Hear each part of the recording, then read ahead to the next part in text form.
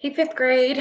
I am here to do read aloud with you, and we are getting really close to finishing this book. I hope we can finish it this week. We're going to try to do a read aloud each day that we'll have linked into our schedule.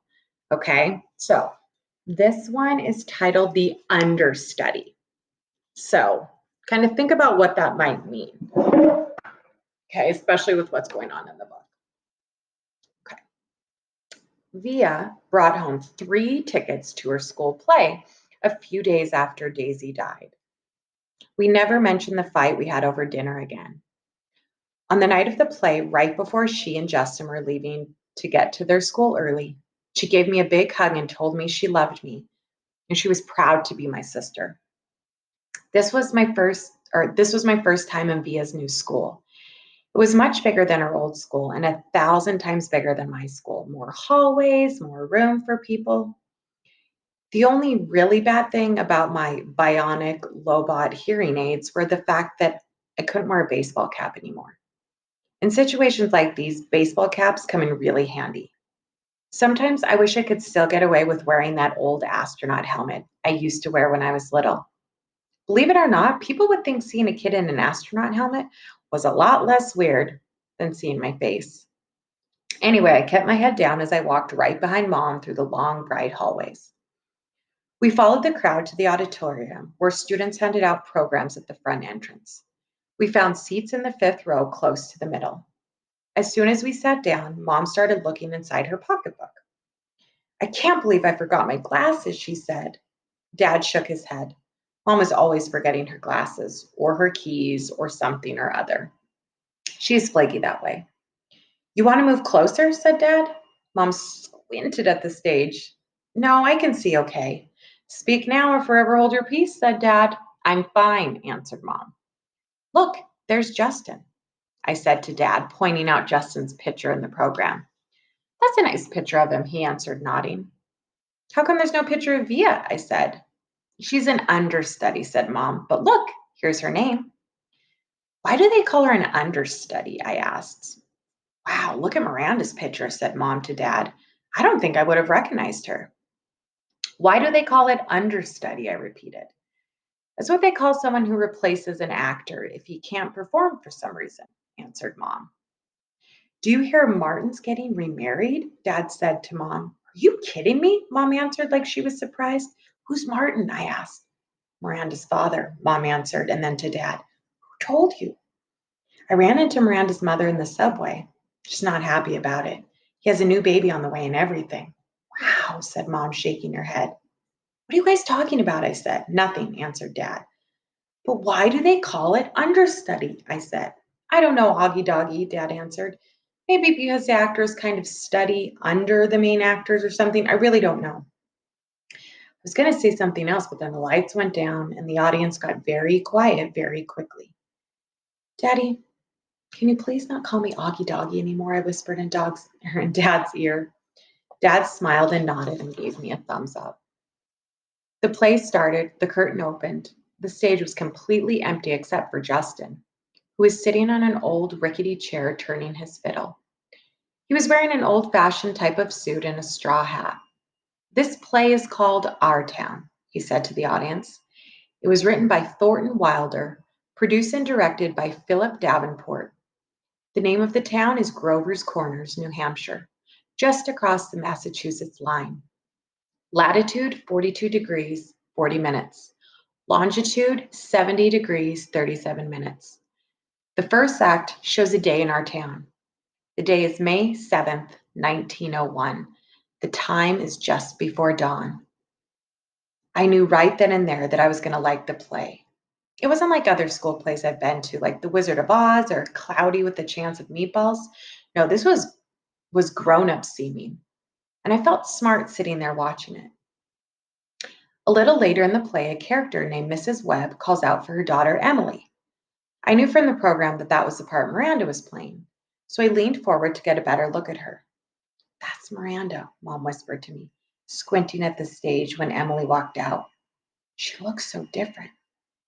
It's not Miranda, I whispered. It's Via. Oh my God, said Mom, lurching forward in her seat. Shh, said Dad. It's Via, Mom whispered to him. I know, whispered Dad, smiling. Shh. Interesting. I wonder why she's there, not Miranda. The ending. The play was so amazing. I don't want to give away the ending, but it's the kind of ending that makes people in the audience teary. Mom totally lost it when Via, as Emily said, goodbye, goodbye, world, goodbye, Grover's Corner, Mama and Papa, goodbye to clocks ticking and Mama's sunflowers and food and coffee and new iron dresses and hot baths and sleeping and waking up. Oh, Earth, you're too wonderful for anybody to realize you. Via was actually crying when she was saying this, like real tears. I could see them rolling down her cheeks. It was totally awesome. After the curtain closed, everyone in the audience started clapping, and then the actors came out one by one. Via and Justin were the last ones out, and when they appeared, the whole audience rose to their feet.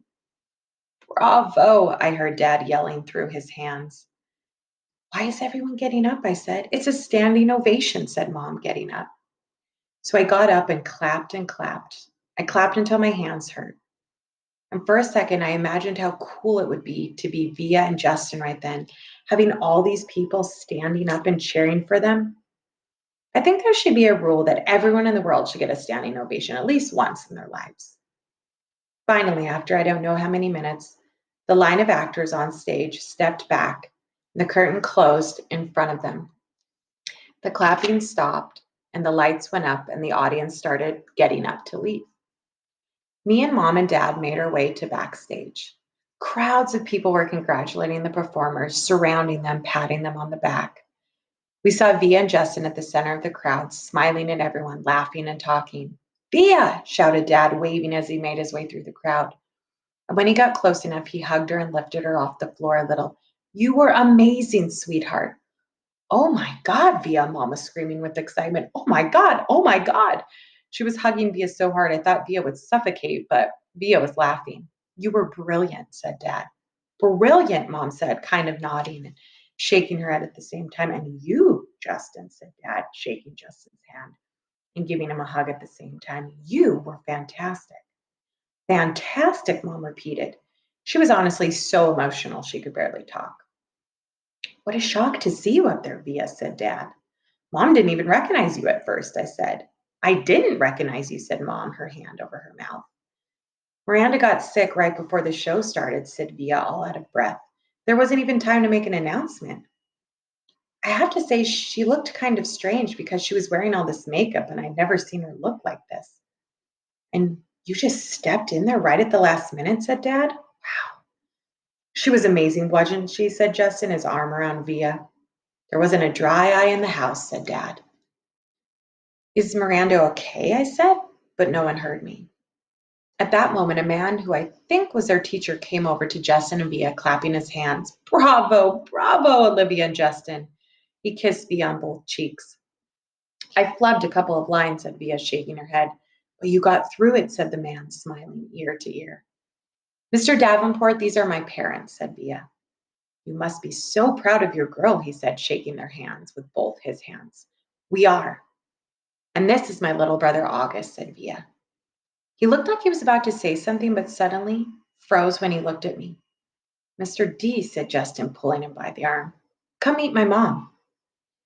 Via was about to say something to me, but then someone else came over and started talking to her, and before I knew it, I was kind of alone in the crowd. I mean, I knew where Mom and Dad were, but there were so many people all around us, and people kept bumping into me, spinning me around a bit, giving me that 1-2 look, which made me feel kind of bad. I don't know if it was because I was feeling hot or something, but I kind of started getting dizzy. People's faces were blurring in my head, and their voices were so loud it was almost hurting my ears. I tried to turn the volume down on my low-bought ears, but I got confused and turned them louder at first, which kind of shocked me. And then I looked up and didn't see Mom or Dad or Via anywhere. Via, I yelled out. I started pushing through the crowd to find Mom. Mommy! I really couldn't see anything but people's stomachs and ties all around me. Mommy! Suddenly, someone picked me up from behind. Look who's here, said a familiar voice, hugging me tight.